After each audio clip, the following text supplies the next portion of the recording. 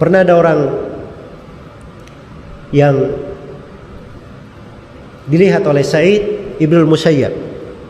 Sa'id bin Musayyab ini imam para tabi'in di masanya, dari imam penduduk kota Madinah.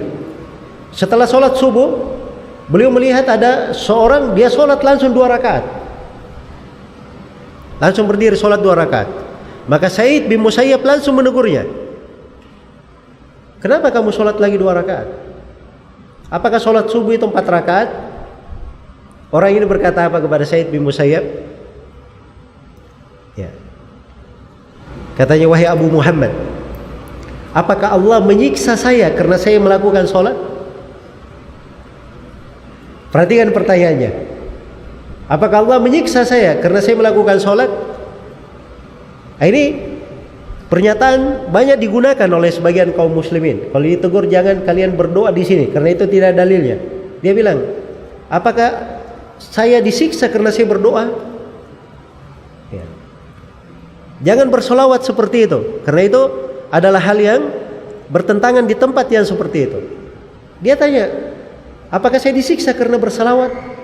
Bahkan ada yang lebih parah daripada itu. Kalau begitu kamu tidak suka selawat. Ya. Nah, ini kan keterlaluan ya. Maka apa jawaban Sa'id bin Musayyab? Ini jawaban para ulama. Perhatikan jawaban para ulama, supaya kita mengambil hikmah ulama dalamnya ilmu mereka.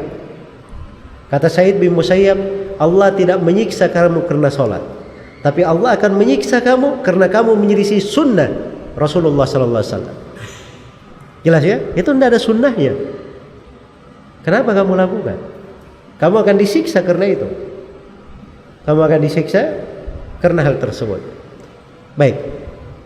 Jadi sekali lagi, hemat di atas jalan dan sunnah itu lebih baik daripada apa? Sungguh-sungguh. Tapi tidak di atas jalan dan sunnah.